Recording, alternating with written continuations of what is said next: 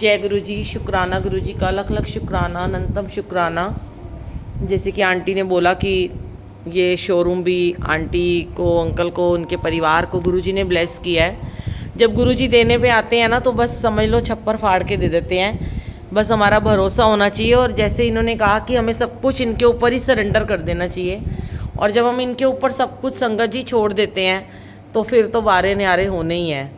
लेकिन जब हम अपना दिमाग लगाते हैं ना तो वहाँ पे फिर कोई काम नहीं हमारा बनता, क्योंकि हम अपना माइंड लगा रहे होते हैं। तो गुरुजी कहते हैं कि चल तू अपना ही दिमाग लगा ले, मैं चुपचाप बैठ जाता हूँ।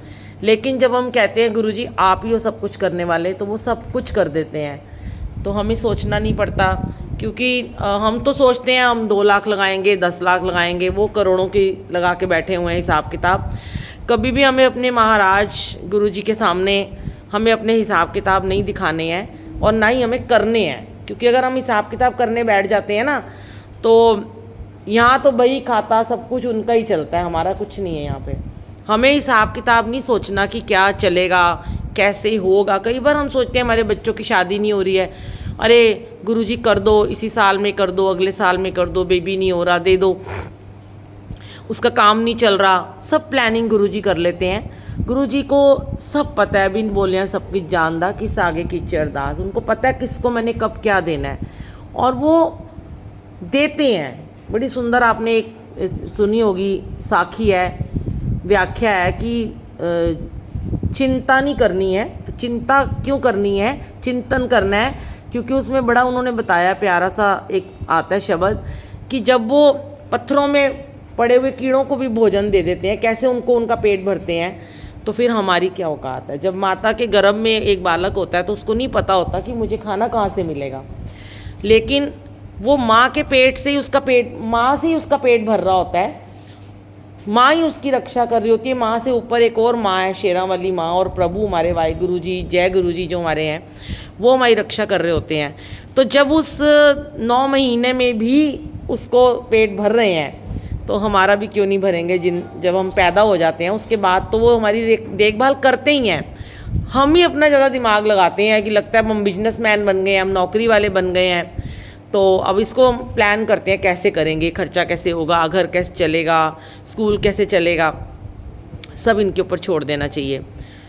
और बहुत सारी ऐसी चीज़ें हैं जो गुरुजी ने ठीक करी हैं, ऐसी बीमारियाँ, ऐसे कष्ट काट रहे हैं। वो आज भी हमारे कष्ट काट रहे हैं, वो कहीं नहीं गए हैं।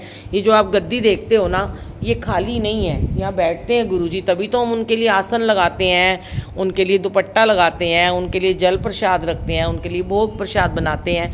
क्यों? क्योंकि उनके लिए रंगोली बनाते हैं, इसी फूलों से चल चल के वो आते हैं। और जिस जगह पे भी सत्संग होता है संगत जी, पता नहीं जिस जिस जगह से संगतें आती हैं, समझ लो किस रूप में गुरुजी उनके साथ होते हैं, उनके अंदर होते हैं। वो जगह, वो गलियां, वो सड़कें, वो बिल्डिंगें सब ब्लेस हो जाती हैं। कोई ये ना सोचे कि मैं नीचे था या मैं ऊपर बैठा हूँ, या स्टाफ काम कर रहा है, वर्कर काम कर रहे हैं, सबको गुरुजी ब्लेस कर रहे हैं। बानी उनके कान में सुनाई दे रही है, तभी तो हम कहते हैं तेज़ आवाज़ में भजन शब्द चलाने चाहिए हमें।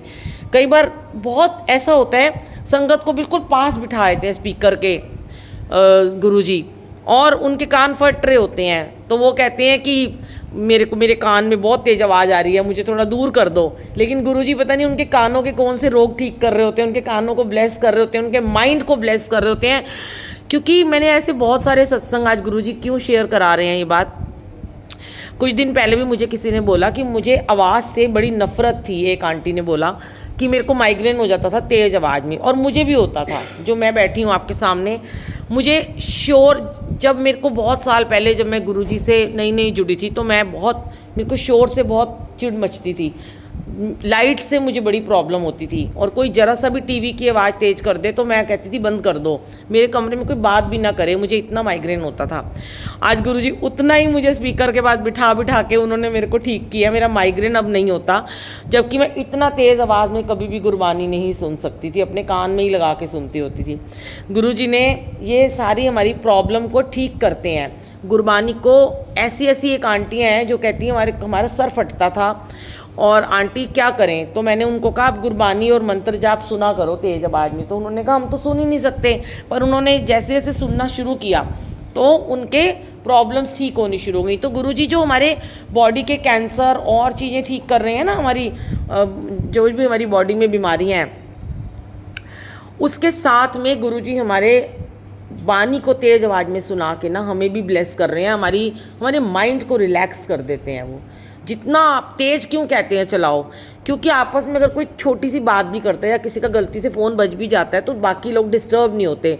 अगर आप बहुत स्लो गुरबानी चलाओगे ना तो एक तो आपको समझ में नहीं आएगी, दूसरा आपके साथ किसी का फ़ोन बज रहा है या कोई बात कर रहा है, सब डिस्टर्ब होते हैं, इसलिए भी तेज़ गुरबानी चलाई जाती है। और देखो आप बड़े मंदिर में कैसे गुरबानी चलती है कि हर कोने कोने में सुनाई देती है। जब आप मंदिर में जाते हो देख लो ना उठ के ज़रा,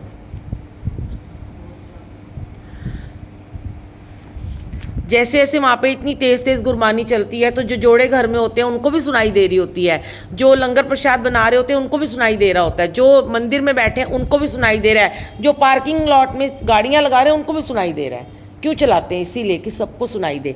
और गुरबानी से ही हमारे कर्म कटते हैं। जितनी हम गुरबानी सुनते हैं हमारी बॉडी की उतनी नेगेटिविटी साफ़ हो जाती है, हम उतने क्लीन होते हैं, भांडा उतना ही साफ़ होता है। क्योंकि ये भांडा है, ये बर्तन रूपी हमारा जो शरीर है ये गंदा हो जाता है, रोज़ गंदा होता है, रोज़ मैला होता है, रोज़ नेगेटिविटी से गुजरता है। तो इसलिए जब भी सत्संग में जाएं, कभी भी आप खुद भी जब सत्संग करते हो तो गुरबानी ही चलाया करो। सिर्फ एक शब्द भजन लास्ट में चलाओ, शुक्राना चलाओ, बाकी पूरा टाइम गुरुजी ने कहा है 90 मिनट की गुरबानी चलनी बहुत ज़रूरी है। वो भी ऐसे शब्द जो गुरुजी के टाइम के पक्के शब्द हैं और वही सुनने हैं, चाहे आपको समझ में आए चाहे आपको समझ में ना आए। जब तक आप नहीं सुनोगे, बच्चे को कुछ भी समझ में नहीं आता। जब वो जाता है स्कूल में उसको 1 भी नहीं पता होता, 2 भी नहीं, ABC कुछ उसे क ख ग कुछ नहीं पता होता, उसको ये भी नहीं पता होता मैंने बैठना कैसे, उठना कैसे है। हम भी अभी, हमारा तो एडमिशन भी नहीं हुआ, हम भी नर्सरी क्लास के वो बच्चे हैं जो फर्स्ट टाइम आते हैं, जिनको नहीं पता कैसे बैठना है, इसीलिए उनको सेवादार बताते हैं लाइन में बैठना है, फ़ोन का यूज़ नहीं करना, बातें नहीं करनी है। जो स्कूल के रूल होते हैं ना, क्लास के नियम होते हैं, वही ये स्कूल है गुरुजी का, यहाँ के वही नियम है। आप बस ये समझ लो, यहाँ ये मत समझो हम बहुत बड़े होके आए हैं या हम बहुत बड़े बिजनेसमैन हैं या हमारा कोई नुकसान हो रहा है, हम फ़ोन देखेंगे नहीं तो हमारा कोई नुकसान हो जाएगा। कुछ नहीं होगा, क्योंकि किसी बच्चे को जब स्कूल भेजा जाता है तो कुछ सीखने के लिए भेजा जाता है, तो उसका कभी नुकसान नहीं माँ बाप सोचते, टीचर नहीं सोचते ना, उसको क्या सीखने के लिए तो भेजते हैं। और हम क्या है, अगर आज हम अपने आप को ज़ीरो करके इस दरबार में आएंगे तो गुरुजी हमें एक दिन हीरो बनाएंगे। लेकिन अगर हम पहले हीरो की पंक्तियाँ दिखाएंगे, हम ही हीरो हैं, हमें सब कुछ आता है, हमें क्या करना है, तो आप ज़ीरो ही हमेशा बने रहोगे। ज़ीरो से हीरो का सफ़र गुरुजी ने तय करना है, इनके ऊपर छोड़ दो, यहाँ सरेंडर कर दो। अंदर घुसते ही दरबार में फ़ोन बंद।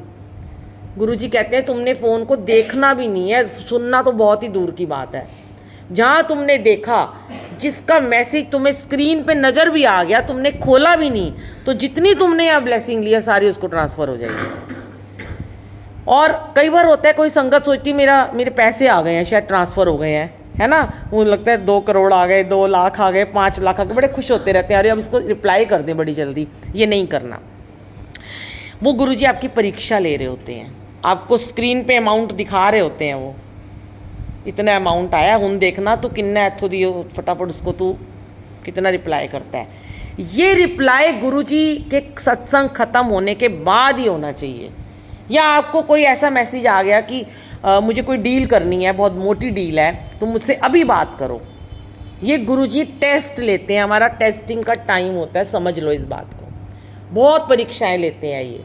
हम चाहे रोज़ सत्संग में जाएं, हम चाहे रोज़ सेवा में जाएं, हम चाहे रोज़ मंदिरों में जाएं, लेकिन जब हम गुरुजी के सत्संग में बैठे होते हैं, किसी भी भगवान के सत्संग में, गुरुद्वारे में, मंदिर में, चौकी में, हम कहीं भी बैठे होते हैं, हमारी परीक्षा का दौर शुरू हो जाता है। और वो हमारा टेस्ट होता है कि अब तेरी डील मैंने तेरे को भेजी है 5 करोड़ की।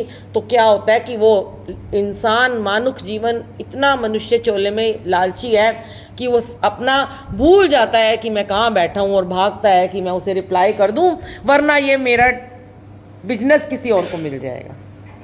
यही सोचते हैं ना। अरे 2 घंटे में तो पता नहीं किसको दे देंगे ऑर्डर। मुझे मिल रहा था, मेरी किस्मत ख़राब थी, मैंने 2 घंटे से उसे रिप्लाई नहीं करा। पर भूल जाओ, छोड़ दो, क्योंकि जब गुरुजी बैठे हैं ना, अगर आपकी किस्मत में है तो वो आपको मिलेगा। और मैं ये बात जानती हूँ, मेरा खुद का एक्सपीरियंस है, अगर आपकी किस्मत में नहीं है और उन्होंने आपकी परीक्षा ली है और वो आपकी किस्मत में नहीं भी है तो भी आपको मिलेगा, क्योंकि आप उनकी सेवा में हो। और जब हम गुरु की सेवा में होते हैं तो हमें इफ़ एंड बट नहीं करने, कुछ नहीं सोचना। मेरे तो कितने अपने एक्सपीरियंसेस हैं। जब मैं खुद मेकअप आर्टिस्ट थी, मैं इतने इतने काम करती थी, मैं सत्संग में बैठी होती थी सेवा में, मेरे इतने इतने हज़ारों रुपए के मेकअप बुक होते थे अर्बन क्लैब से, और गुरुजी मुझे देखने नहीं देते थे। मेरे बच्चे कहते थे, मेरा बेटा कहता था, मम्मी आपकी इतने की बुकिंग आई कैंसिल हो गई, इतने की आई कैंसिल हो गई।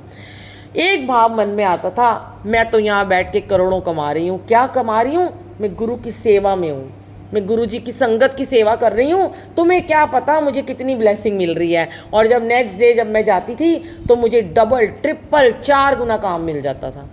ये हैं हमारे गुरु जी, कभी हमें लेट डाउन नहीं होने देंगे। पर आप सिर्फ इनकी सेवा में सर को झुका के इनके नियमों का पालन करो, इनकी बातों को मानो। ये 2 घंटे जो हमें मिले हैं, कभी मत देखा करो फ़ोन अपना, आगे से नहीं उठाया करो। बहुत फ़ोन, इतनी थोड़ी संगत में भी फ़ोन देखते रहते हो। बज रहे हैं, अभी भी बज रहे हैं। मैसेज बना के मैंने आंटी को भेजा था कि उसमें नीचे बड़ा बड़ा लिखा था कि फ़ोन अपना बंद रखें, पर फिर भी साइलेंट पे नहीं किया हुआ। तो गुरुजी कहते हैं सबसे ज़्यादा प्रॉब्लम गुरुजी को फ़ोन से है। फ़ोन तो देखना ही नहीं है। बातें कोई कर रहा होता है, चलो उसको एक इशारा करो, वो एक बार फिर चुप हो जाता है, लेकिन जब वो फ़ोन पे होता है तो हम उसको नहीं बोल सकते हैं, क्योंकि वो इतनी तेज़ तेज़ बात कर रहा होता है। तो शुक्राना गुरुजी का। ऐसे ही गुरुजी अपनी ब्लेसिंग सबको देते रहना, अनंतम शुक्राना। और आंटी तो मुझे बताया कि वो 5 साल से मुझे जानती हैं, पर जब गुरुजी का हुक्म होता है ना तभी हम मिल पाते हैं। और मेरे पास इनका नंबर भी सेव था, मैं नोएडा में थी। मैं बड़ी हैरान हुई कि आंटी 5 ईयर से मुझे जानती हैं, पर मौका आज दिया गुरुजी ने। बहुत सुंदर शोरूम दिया आंटी को गुरुजी, चढ़ती कला में रखे। नवरात्रों में इन्होंने बहुत शुभ दिहाड़े में गुरुजी का सत्संग कराया है। माता रानी की रेड पिंक कलर की चुनरी भी दिख रही है, और आज तो मुझे साक्षात इसमें माता रानी के दर्शन हो रहे हैं। और कहते हैं ना कि अगर आप नीवे हो, और अगर आपने सबसे ज़्यादा संगत को क्या समझ के बुलाया कि अपने स्टाफ को आपने मान दिया कि हमारा सारा स्टाफ यहाँ बैठेगा और हम उनके साथ मिलके सत्संग करेंगे, और हम संगत उतनी बुलाएंगे जितनी हमें गुरुजी ने हुक्म दिया है। तो जब हम अपने वर्कर को, अपने स्टाफ को हम बहुत ज़्यादा सम्मान देते हैं, आपको पता नहीं है, गुरुजी आपको भर भर के ब्लेसिंग देते हैं। गुरुजी को चाहिए यही कि हमारे ड्राइवर्स को, हमारी मेट्स को, हमारे स्टाफ को हमें सर माथे पे रखना है, उनका ख्याल रखना है। आप उनका एक बार ख्याल रख के देख लो, बस उनके किसी दुख में काम आ जाओ। मैं कहती हूँ आपके ऊपर बुछार ही बुछार है, आपको कभी रुपए पैसे की कमी नहीं आएगी, कभी ज़िंदगी में नहीं आएगी। और दे ही रहे हैं आज, इसीलिए दे रहे होंगे कि इनके भाव अच्छे होंगे ना आज, तभी तो इतना दे दिया मालिक ने। थैंक यू सो मच गुरुजी। शुक्राना गुरुजी का, लख लख शुक्राना, अनंतम शुक्राना।